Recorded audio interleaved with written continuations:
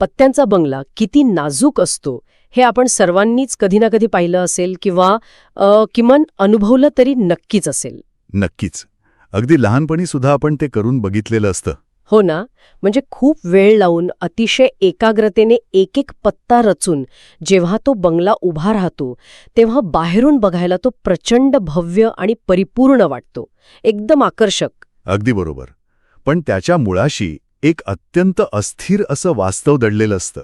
हो, म्हणजे वाऱ्याची एक हलकीशी झुळूक आली किंवा टेबलाला लागलेला एक छोटासा धक्का किंवा अगदी बोटाचा साधा स्पर्श जरी झाला तरी तो संपूर्ण डोलारा काही सेकंदात पत्त्यांच्या ढिगाऱ्यात बदलतो. अगदी तेच. आणि आजच्या या आपल्या सखोल विश्लेषणात आपण एका अशाच अस्थिर आणि नाजूक रचनेबद्दल बोलणार आहोत जी मानवी जीवनाचा एक अत्यंत गुंतागुंतीचा भाग आहे. ती रचना म्हणजे खोटेपणा. हा खूपच रंजक विषय आहे. हो, आणि यासाठी आज आपण विद्यावाचस्पती विद्यानंद यांच्या एका अत्यंत अभ्यासपूर्ण आणि विचार करायला लावणाऱ्या लेखाचा आधार घेत आहोत.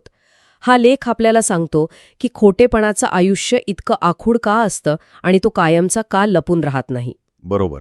आणि यामागे केवळ कोणतंही नैतिक तत्वज्ञान नाहीये, तर काही अत्यंत व्यावहारिक नियम आहेत. एक्झॅक्टली. मानवी मेंदूचे आणि समाजाचे विज्ञान यामागे कसं काम करतं हे आपण आज उलगडणार आहोत. चला तर मग खोटेपणाचं मानसशास्त्र, आधुनिक जगातली त्याची स्थिती आणि शेवटी सत्याचाच विजय का होतो याच्या अगदी मुळाशी जाऊया. या विषयाची सुरुवात करताना एक गोष्ट प्रकर्षाने जाणवते, ती म्हणजे आपण सत्य आणि असत्य यांच्याकडे नेहमी फक्त चांगलं आणि वाईट या एका नैतिक चष्म्यातूनच पाहतो. हो, लहानपणापासून आपल्याला तेच शिकवलेलं असतं. बरोबर. पण जर आपण याकडे थोडं वैज्ञानिक आणि मानसशास्त्रीय दृष्टिकोनातून पाहिलं तर सत्य हे मुळातच कमी ऊर्जा खर्च करणारं म्हणजे एक लो एनर्जी स्टेट असतं. लो एनर्जी स्टेट म्हणजे नेमकं कसं? म्हणजे बघा, सत्य हे जसं घडलंय तसं असतं. तो एक नैसर्गिक प्रवाह असतो.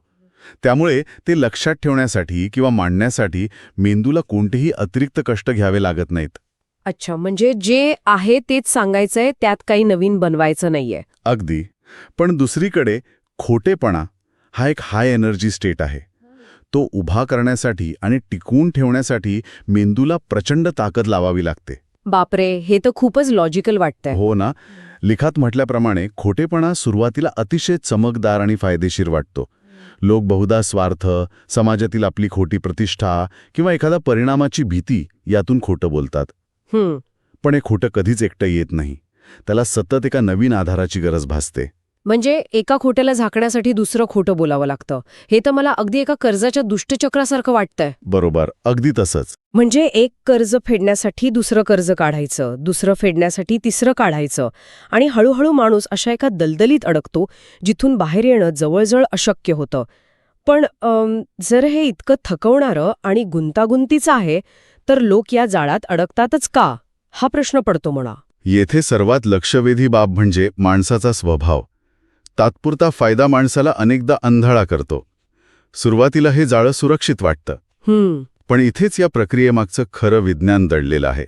जेव्हा माणूस एखादं सत्य सांगतो तेव्हा तो फक्त आपल्या स्मरणशक्तीतून म्हणजेच मेमरीतून अस्तित्वात असलेली माहिती बाहेर काढत असतो. ओके, पण जेव्हा तो खोटं बोलतो तेव्हा त्याला एक नवीन आणि वास्तवात नसलेली परिस्थिती तयार करावी लागते. अच्छा, म्हणजे पूर्ण नवीन स्क्रिप्ट लिहावी लागते मेंदूला. हो, आणि इतकंच नाही तर त्याला हेही लक्षात ठेवावं लागतं की आपण हे खोटं नक्की कोणाला सांगितलं आहे, कोणत्या वेळी सांगितलं आहे, आणि त्या खोट्याशी विसंगत अशी कोणतीही कृती भविष्यात आपल्याकडून घडू नये. बापरे, हा तर खूप मोठा टास्क आहे. अगदी. याला मानसशास्त्रात कॉग्निटिव्ह लोड किंवा मानसिक भार असं म्हणतात. खोटं बोलताना तुमच्या मेंदूच्या प्रीफ्रंटल कॉर्टेक्सला दुप्पट वेगाने काम करावं लागतं. म्हणजे मूळ सत्य दाबून ठेवण्यासाठी एक काम आणि वरून खोट्याची नवीन कथा विणण्यासाठी दुसरं काम. एक्झॅक्टली. स्वतःभोवती जे हे असत्याचं जाळं विणलं जातं ते टिकवण्यासाठी मेंदूला सतत सतर्क राहावं लागतं. खोटेपणाला एक अत्यंत तीक्ष्ण स्मरणशक्ती लागते. जे साहजिकच कठीण आहे. हो, आणि मानवी मेंदू एकाच वेळी इतक्या खोट्या गोष्टींची गुंतागुंत दीर्घकाळ हाताळू शकत नाही.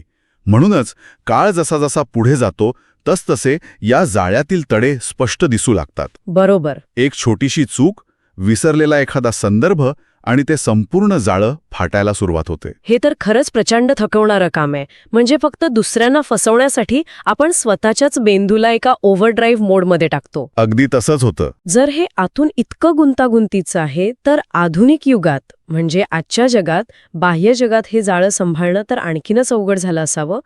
पण इथे मला थोडा प्रतिवाद करावासा वाटतोय. सांगा ना.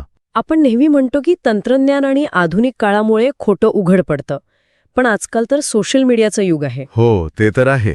म्हणजे एखादा भारी फिल्टर लावून, खोटे फोटो टाकून किंवा आता तर AIचा वापर करून स्वतःची एक अत्यंत सुंदर पण पूर्णपणे खोटी प्रतिमा निर्माण करणं खूपच सोपं झालंय ना. मग अशा वेळी खोटं लपवणं कठीण कसं काय असू शकतं? खूपच उत्तम आणि रास्त मुद्दा मांडलात तुम्ही. आणि यामुळे एक अत्यंत महत्वाचा प्रश्न निर्माण होतो. वरवर पाहता हे अगदी खरं वाटतं. पण इथे आपण दोन वेगळ्या गोष्टींमधला फरक समजून घ्यायला हवा. एक म्हणजे खोटी प्रतिमा निर्माण करणे आणि दुसरं म्हणजे ती निर्माण केलेली प्रतिमा दीर्घकाळ टिकवून ठेवणे. अच्छा, म्हणजे बनवणं सोपं आहे पण टिकवणं कठीण. अगदी बरोबर. तुम्ही म्हणताय तसं आजच्या तंत्रज्ञानामुळे खोटं निर्माण करणं अगदी काही सेकंदांचं काम झालं आहे. पण तोच तंत्रज्ञानाचा काळ ते खोटं टिकवून ठेवणं जवळजवळ अशक्य करून टाकतो. ते कसं काय? याचं साधं लॉजिक असं आहे की आजच्या जगात माणसाचा प्रत्येक डिजिटल ठसा किंवा डिजिटल फुटप्रिंट कुठेतरी कायमचा नोंदवला जातोय. म्हणजे आपण जे काही इंटरनेटवर करतो ते सेव्ह होत असतं. हो. समाज माध्यमे, प्रगत तंत्रज्ञान आणि माहितीच्या महाजालामुळे लोकांची वाढलेली जागरूकता ह्या सगळ्यामुळे प्रत्येक गोष्टीची क्रॉस चेकी अत्यंत वेगाने होते. खोटेपणा हा मुळात एक प्रकारचा अभिनय असतो. अभिनय म्हणजे तुम्ही म्हणताय की खोटं बोलणारी व्यक्ती एका अर्थाने सतत मंचावर किंवा कॅमेरासमोर असल्यासारखी वावरत असते. पण हे सतत कसं शक्य आहे? अगदी हेच तर मूळ कारण आहे की तो अभिनय कधीतरी संपतोच. नाटकाच्या मंचावर किंवा कॅमेरासमोर एक विशिष्ट वेळ अभिनय करणं शक्य असतं. बरोबर. पण कोणताही अभिनय 24 तास, 365 दिवस, आयुष्यभर करणं शक्य नसतं. कधीतरी तो कॅमेरा बंद होतोच, कधीतरी माणूस त्याच्या नैसर्गिक अवस्थेत येतोच. हो, माणूस सतत अलर्ट राहू शकत नाही. एक्झॅक्टली. एखादी व्यक्ती सोशल मीडियावर कितीही शिताफीने स्वतःची खोटी प्रतिमा उभी करत असली तरी आधुनिक तंत्रज्ञानाच्या आणि लाखो डोळ्यांच्या सूक्ष्म निगराणीखाली ती प्रतिमा टिकवणं अशक्य होऊन बसतं. नक्कीच.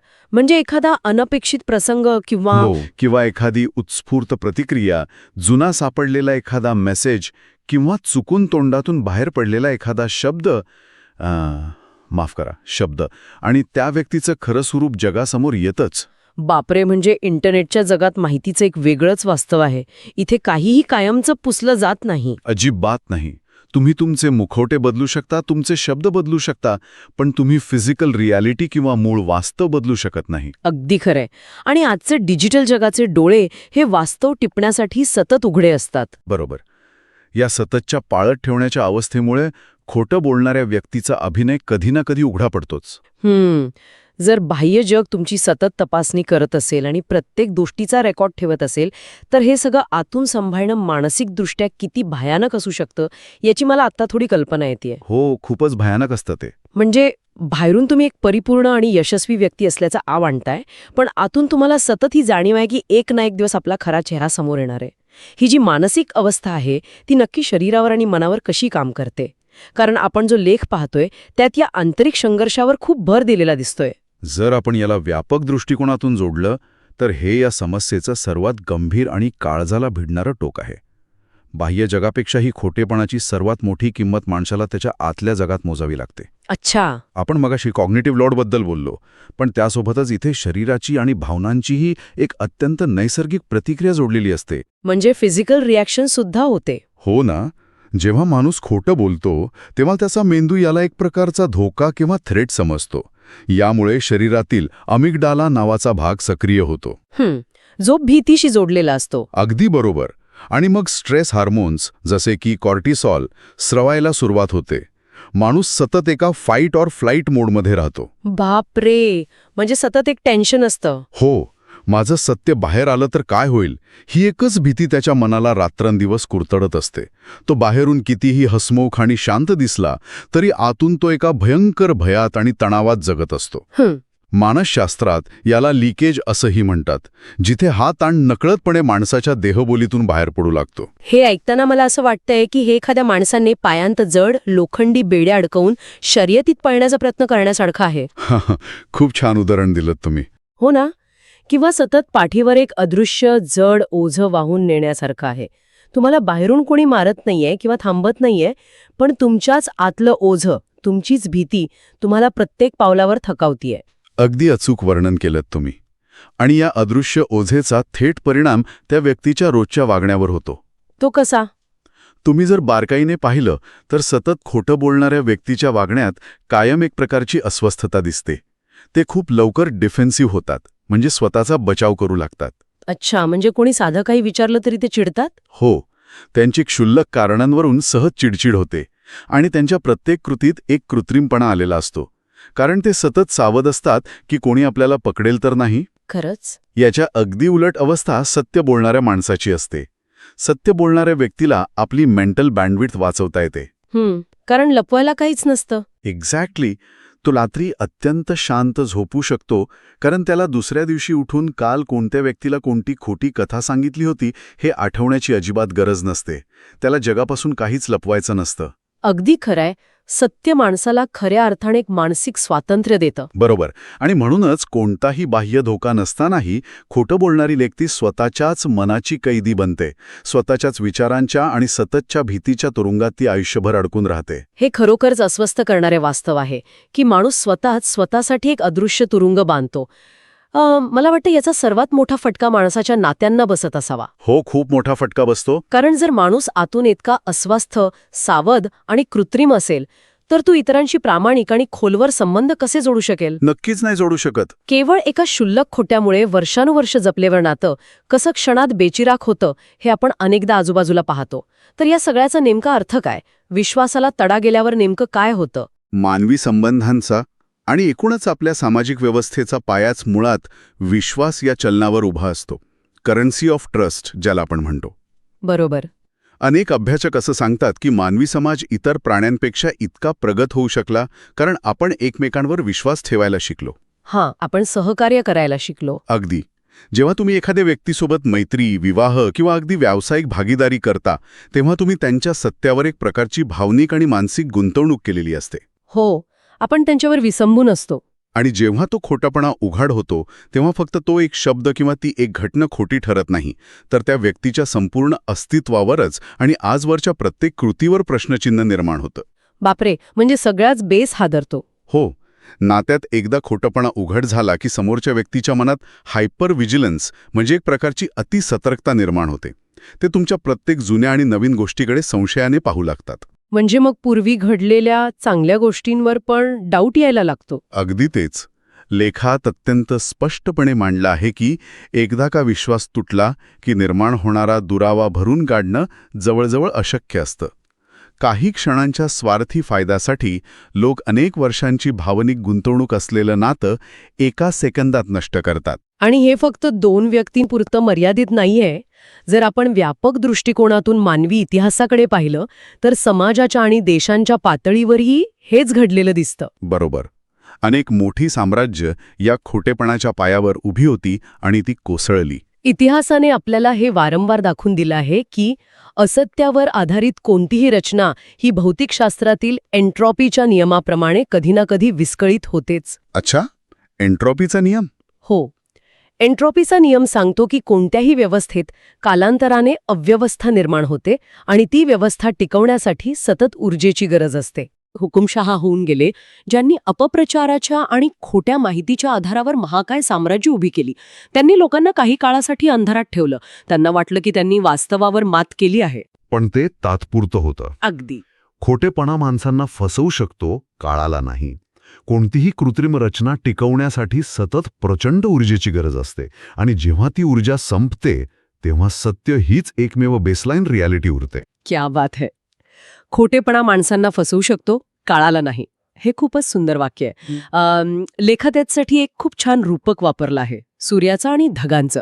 मला वाटतं ते या वैज्ञानिक आणि ऐतिहासिक सत्याला एका अत्यंत सोप्या भाषेत मांडतं. नक्कीच. सत्य हे अगदी सूर्यासारखं असतं आणि खोटेपणा हा ढगांसारखा. आकाशात ढग दाटून येतात, ते सूर्याला पूर्णपणे झाकून टाकतात आणि काही काळ असं वाटू शकतं की आता फक्त अंधारच राहील किंवा सूर्याचं अस्तित्वच संपलं आहे. हो, ढगाळ वातावरणात तसंच वाटतं. पण ढग हे हवामानाचे तात्पुरते बदल असतात. त्यांच्यात स्वतःची कोणतीही कायमस्वरूपी स्थिरता नसते. बरोबर. वाऱ्याची दिशा बदलली, वातावरणात बदल झाला किंवा योग्य वेळ आली की ढग पांगतात आणि सत्यरूपी सूर्य, जो एक स्थिर वास्तव आहे, तो पुन्हा त्याच्या पूर्ण तेजाने समोर येतोच. क्या बात आहे. सत्याच्या विजयाचं हेच खरं स्वरूप आहे. सत्याच्या मार्गावर चालताना संघर्ष नक्कीच असतो. सत्य स्वीकारणं आणि ते बोलणं नेहमीच सोपं नसतं. काही वेळा हा मार्ग अत्यंत एकाकी वाटतो. हो, बऱ्याचदा खरं बोलणाऱ्याला एकटं पडावं लागतं. पण त्या संघर्षातून मिळणारा आत्मसन्मान आणि मानसिक स्थिरपणा हा अमूल्य असतो. खोटेपणाने मिळणारं यश हे क्षणिक बुडबुड्यासारखे असते, तर सत्याने मिळणारा विश्वास हा चिरंतन आणि डोंगरासारखा भक्कम असतो. खरंच, हा संपूर्ण प्रवास आणि त्यातून समोर आलेला दृष्टिकोन अत्यंत विचार करायला लावणार आहे. जर आपण आजच्या या सविस्तर चर्चेचा अर्क काढायचा ठरवला तर आपल्याला हे स्पष्ट दिसतं की खोटेपणा हा एक हाय एनर्जी खेळ आहे. अगदी 100%. तो दिसायला कितीही सोपा आणि आकर्षक वाटत असला तरी तो सांभाळण्यासाठी लागणारी अफाट मानसिक ऊर्जा, त्यातून येणारा कॉग्निटिव्ह लोड, शरीरावर होणारा तणाव आणि सर्वात महत्त्वाचं म्हणजे माणसांच्या विश्वासाचं तुटणं, हो, या सगळ्या गोष्टींची मिळून जी किंमत मोजावी लागते ती खूपच महागात पडते. म्हणजे पत्त्यांचा बंगला उभारणं सोपंय, पण तो कोसळण्यापासून वाचवण्यासाठी आयुष्यभर तिथेच घाबरून उभं राहणं ही एक प्रकारची मोठी शिक्षाच आहे. अगदी खरंय. आणि म्हणूनच ही चर्चा आपल्या सर्वांसाठी अत्यंत महत्वाची ठरते. नक्कीच. कारण आपल्या दैनंदिन जीवनात, ऑफिसमध्ये, घरात किंवा अगदी स्वतःशी संवाद साधतानाही लहानसहान फायदे मिळवण्यासाठी, स्वतःची इमेज जपण्यासाठी खोटं बोलण्याचा मोह अनेकदा होतो. हो, आपण सगळेच कधी ना कधी त्या मोहात पडतो. पण आज आपण हे वैज्ञानिक आणि मानसशास्त्रीयदृष्ट्या समजून घेतलं आहे की कोणत्याही कृत्रिम रचनेला शेवटी वास्तवाचा सामना करावाच लागतो. बरोबर. मानसिक स्वास्थ्यासाठी, खऱ्या स्वातंत्र्यासाठी आणि रात्रीच्या शांत झोपेसाठी सत्याचा मार्ग हा फक्त एक नैतिक पर्याय नसून तो मानवी अस्तित्वाचा एक अत्यंत लॉजिकल आणि प्रॅक्टिकल पर्याय आहे. अगदी बरोबर बोललात. आणि या चर्चेच्या अगदी शेवटी एक असा विचार जो यातून समोर येतो तो आपण सर्वांनी म्हणजे श्रोत्यांनी सुद्धा स्वतःला विचारण्यासारखा आहे. हां, जर वेळ आणि काळ अखेरीस प्रत्येक सत्य उघड करणारच असेल, जर कोणतीही कृत्रिम रचना शेवटी वास्तवाच्या कसोटीवर कोसळणारच असेल, तर मग एका तात्पुरत्या फायद्यासाठी आपण आपल्या खऱ्या अस्तित्वाशी आणि आपल्या ऊर्जेशी का तडजोड करावी? अगदी विचार करण्यासारखा प्रश्न आहे. हो ना. एक खोटा मुखवटा सांभाळण्यात, तो पत्त्यांचा बंगला पडू नये म्हणून रात्रंदिवस स्वतःची मौल्यवान मानसिक आणि भावनिक ऊर्जा वाया घालवण्यापेक्षा तीच ऊर्जा आपलं वास्तव अधिक सुंदर आणि मजबूत बनवण्यात का वापरू नये? प्रश्न फक्त हा आहे की तो खोटेपणाचा बंगला जेव्हा कोसळतो तेव्हा माणूस त्याच्या आत भीतीने अडकलेला असतो की बाहेर सत्याच्या मोकळ्या प्रकाशात शांतपणे उभा असतो? यावर नक्की विचार करा.